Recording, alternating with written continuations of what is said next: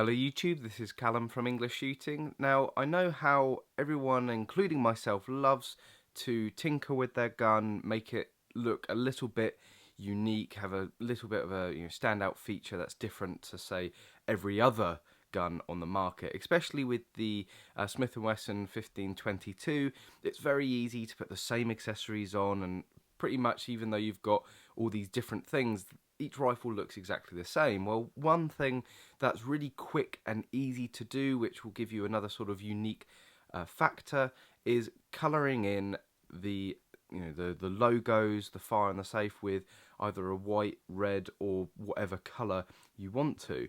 Literally, the only things you are going to need are some nail polish, and it doesn't matter if it's the cheap stuff or the expensive stuff. This is George, sort of Asda own brand, or Walmart own brand for the American viewers and subscribers, and these were £1 each. And then you just need some nail polish remover, and again you can pick this up I think for under £1 in most shops. So you've got £3 there worth of investment. And then what I like to use is some sort of makeup remover pads, but you can use pretty much anything. You could use some toilet tissue if you really wanted, and some cotton buds, or I think these are Q-tips in the States. And that's literally all you're going to need to do this, and maybe just a little bit of time. So the first thing, and it is really sort of self-explanatory, I like to give the nail polish a little bit of a shake, because it helps shake back obviously all the solvents within the nail polish. But you literally just blob it on. Now I'm going to do the biggest one here to show you that really you don't need to be scared of it, and I'm not exactly precise with it. I just blob it on, give everything a good covering of it.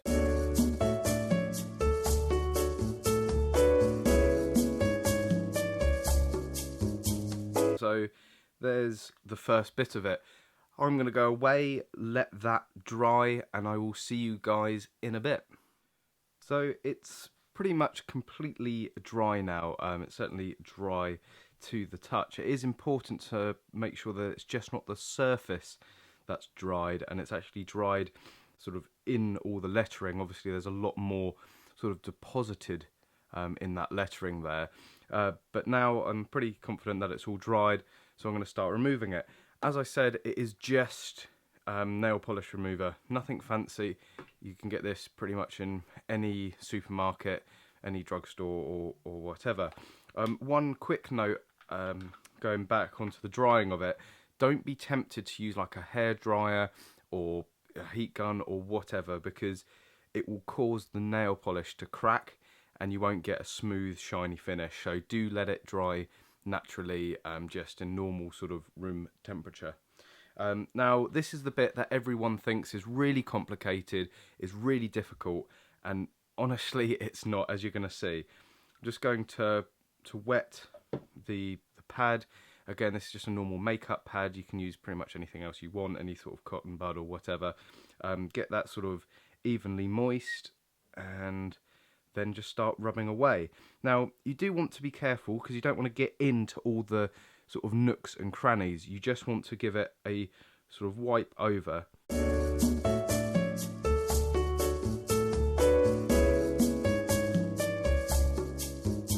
So there you go. It really isn't that hard. I said at the beginning, maybe use a cotton bud. Sometimes if you've got particular build-ups, you want to be really careful around a particular area, you use the cotton bud. Obviously I found specifically doing the fire and safe on the other side, getting in around everything, using this was a lot better, because you had more control with it. But as you've seen, no specialist knowledge or tools. You've seen it as I've done it. That's only the second time I've ever done this process, and if I don't say so myself, I think that looks really, really nice. So I'm really happy with how this turns out. Really, as I said, anybody can do this. It really isn't hard.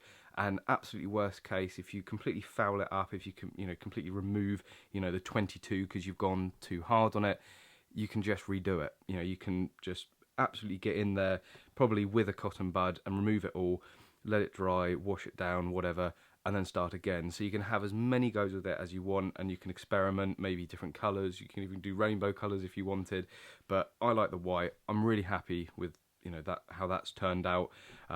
Anyone should try it if you want to have a go. It really isn't that hard. So I hope you found this video useful. Hope you've enjoyed seeing it, and you're impressed with the result. Please do go and try it out yourself.